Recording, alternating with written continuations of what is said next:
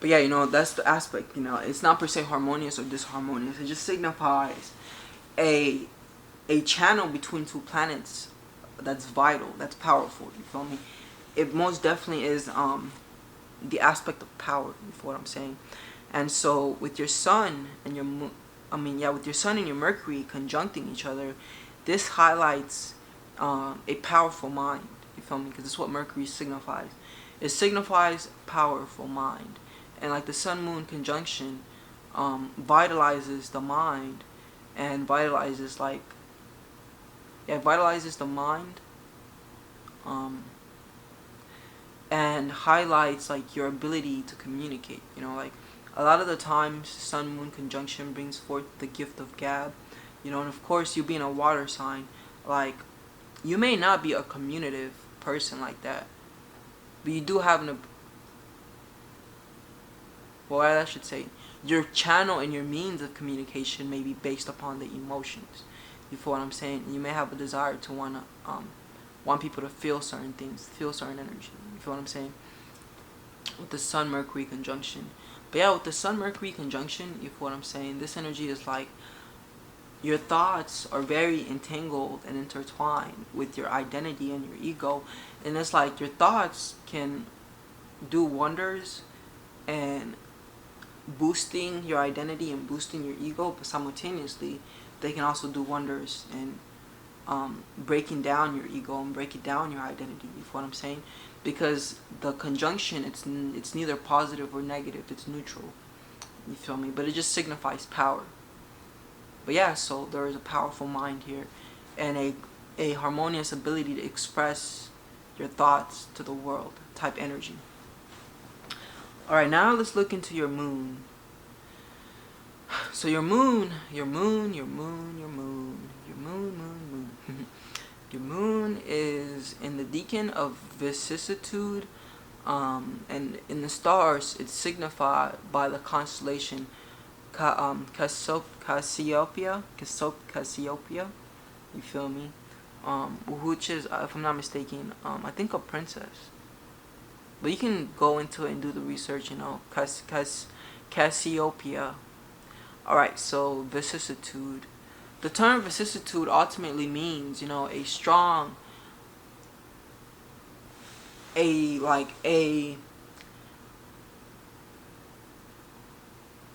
event of fortunate or misfortunate partakings, but let me look it up, because I think that's what it means. I'm pretty sure, but I just want to look it up so I can articulate it properly. Vicissitude definition. Here's the definition of vicissitude: a change of circumstances or fortune, typically one that is unwelcome or unpleasant. Yeah, so it says a change of circumstance or fortune, typically one that is unwelcome or unpleasant. You feel what I'm saying? Unfortunately, Pisces is a negative sign. It's more inclined towards like negativity. You feel me? All right. And so the moon is very like moldable and plastic and impressionable. You feel me? So it draws energy to it, and then like it kind of molds and shapes accordingly to it. You feel what I'm saying? Now, you have some pretty good placements in the sense that your sun is in the first house, which is a powerful house, right? And I think your sun maybe, no, I think Mercury actually. Yeah, Mercury. So Mercury is your most prominent sign in your chart. You feel me? But your sun is pretty prominent too. So with your sun being here, it's like this energy of self understanding and knowing of who you are. And astrology is only going to help you confirm and further highlight certain attributes of you.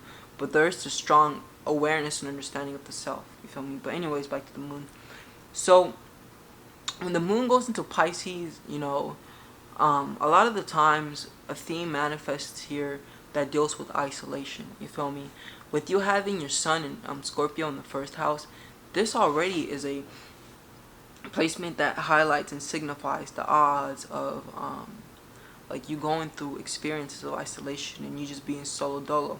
But then it's like with the moon in Pisces, this is like deep emotions that are possibly not even of this world, and so thus the surface dwellers that only feel things surface level may not be able to like register or resonate with you, and so there can be an alienation that may stem from feeling like you're not emotionally understood by others. You feel what I'm saying?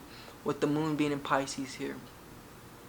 Um, but then it's like the moon is in the fourth house, so there is an indication though that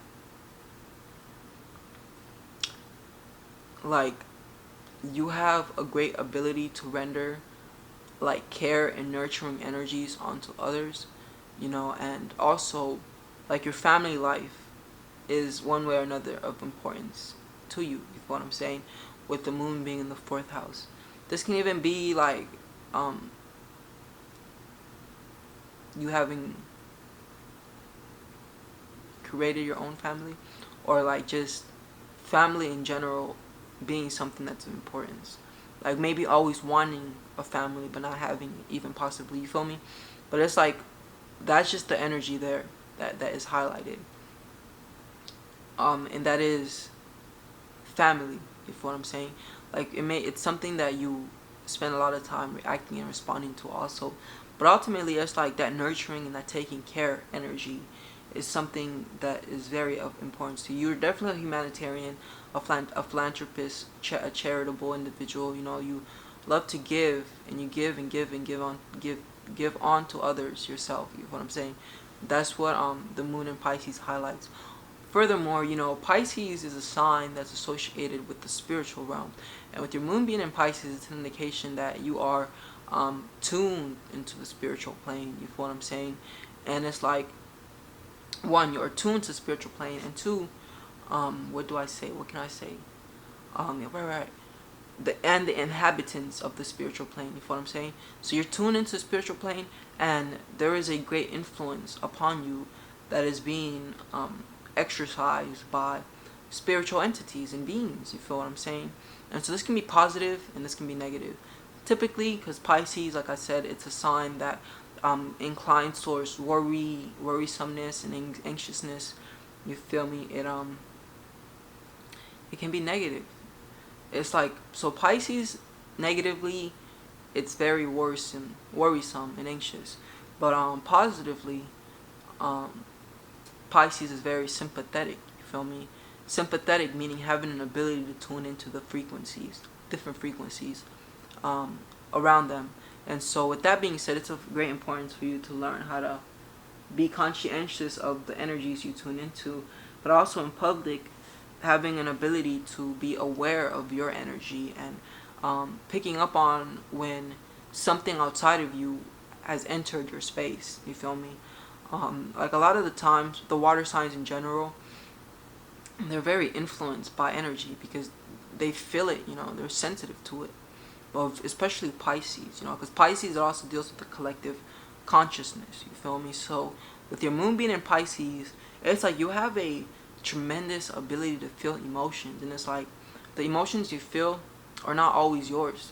They are emotions from the collective, emotions from like maybe you live in a household with people, and like their emotions from the people in the household, etc., etc., etc., etc. You know what I'm saying? But yeah, ultimately with moon in Pisces, this can even highlight, well, not can, but it does. It highlights an individual who is psychic, and tuned in spiritually as well. And it's like dreams become of importance as well, and the experiences you have when you're dreaming are important, and if you don't, then definitely start paying more attention to your dreams, as the dreams are like communications from your unconscious or your soul. And I know you know this already, but yeah, like definitely start paying more attention to dreams. So Pisces also deals with fantasy, for what I'm saying, and illusion. So sometimes the way that you react and respond to circumstances may not be based on logic or based on analyzation, but based upon like your emotional bias or whatever. I hope that makes sense. You feel what I'm saying? All right, so yeah, that's Pisces, Pisces energy. All right, next.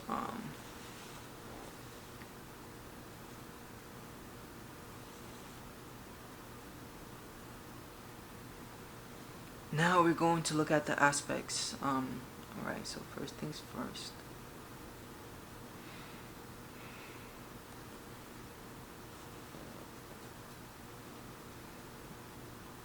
Um, so Moon Venus opposition. So with your Moon and Venus opposition, you feel me? This is an energy where it's like emotionally you have an ability most definitely to like give love and show love, but it's like you may not have experienced that socially with others. You feel me? There may have been an energy of like discord between your emotions but also the feelings you receive from others or the way that make people make you feel. Like when Venus opposes the moon, you feel me? This energy is like you even wanting and trying to be social and socializing with others, but like you've seen that if you socialize with others, then you may have to jeopardize and compromise your emotional comfort. You feel me? But then it's like if you pursue your emotional comfort, then that may mean you being alone and solo dolo and not hanging out with others. You feel me? So ultimately, I feel like with this energy here, there is great benefit in getting into like understanding people and human psychology and like the nature of humans. You feel me? And just gaining a better understanding of why people move the way they move. So then it's like you're not in a line where um, you don't see the red flags when people try to manipulate you. You feel what I'm saying? Because it's like with that sun moon trine, most definitely, you're gonna draw people to you because positive, beautiful people to you because you're one of yourself or a vibrant woman, you know, and you have good energy about you. So most definitely that's gonna attract that. But then like with that Venus moon conjunction, I mean opposition, it also makes an leaves a doorway opening, you know, for you to like, you feel what I'm saying, get into a space where you can be subjected to being manipulated ultimately. Now moon Mars square, so you also have your moon and your Mars squaring each other. So the moon deals with comfort, right? Mars deals with aggression, right? It deals with strife, it deals with getting up and doing things, you know. And so when the moon squares Mars, this energy can be like eventually, or rather I should say, being content with being in your comfort zone because you may not have the necessity of like aggressiveness to expand your comfort zone, in the sense that like when you go through strife and when you try hard, like you may feel like you're trying hard and you're going through it, but like you're not shifting anything, you know, like you're not expanding out of your comfort zone type ordeal, where it's like the moon square Mars energy. It makes for someone who would rather just stay in their comfort zone, and whenever they try to get their toes wet, you know, they go through all of these obstacles and hindrances, and so they just get content with like, F it, I'm gonna stay comfortable. But it's like what you then need to do is, you know, it's deep, like for me to break it down. So we'll save it for another session. You feel what I'm saying? But yeah, ultimately with the moon square Mars energy, it does highlight and show um, a difficulty of getting out of your comfort zone and exposing yourself to uncertainty and strife and hardship, going from point A to point B. You feel me? So just staying in point A. But yeah, so that's like the moon. That's the moon Mars square. You feel what I'm saying? All right, now let's look at moon Saturn trine. So your moon and your Saturn are trining each other. So this is harmonious and this is beautiful, in the sense that Saturn imparts within you an ability to be like disciplined and structured and grounded in reality. You feel what I'm saying? Um, it's interesting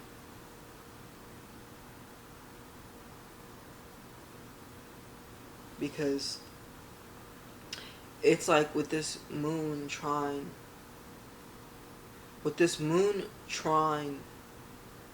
Saturn, it's an indication of a natural ability to be like disciplined and grounded and structured, and build something that will like contribute to more of your comfort, you feel me, and security.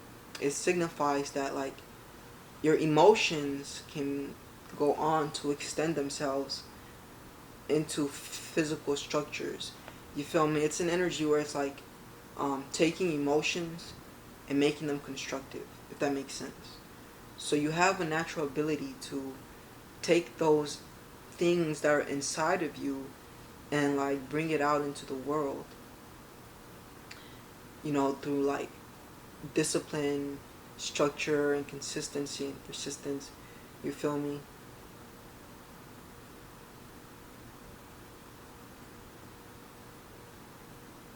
Yeah, yeah, that pretty much sums that up. And now, last but not least, let's look at like your ascendant. So you have your ascendant in Scorpio, right? So with your ascendant being in Scorpio, right, we already talked about this. This makes you pretty much a very like magnetic person. People are drawn, they're attracted to you. There may be a sexual energy about you that may rub people like the right way, we can say, but it's like it's not even intentional. Like um, type energy, you feel me? It's like when we're talking of Scorpio, sexual energy is everything. You feel me? It's one of the things that's very prevalent about Scorpio energy, and it's like people may be drawn and sexually attracted, um, and it's like not even something that you are doing, but it's more like just who and what you are. So it's like one thing of importance is learning the power and significance of sexuality, and yeah, I'll leave it at that. Um, but also, with this aspect here, this creates for an individual who has this mysterious aura about them. People may be even more captivated and interested because they have a desire to want to know, like what's behind the scenes and like figure you out or whatever. This can produce like mysterious energy. Um, and then you also have like Pluto and Uranus trining.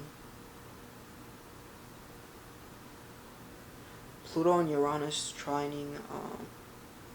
My bad. Mars and Uranus sextiling your ascendant. So with your Mars sextiling your ascendant, this indicates that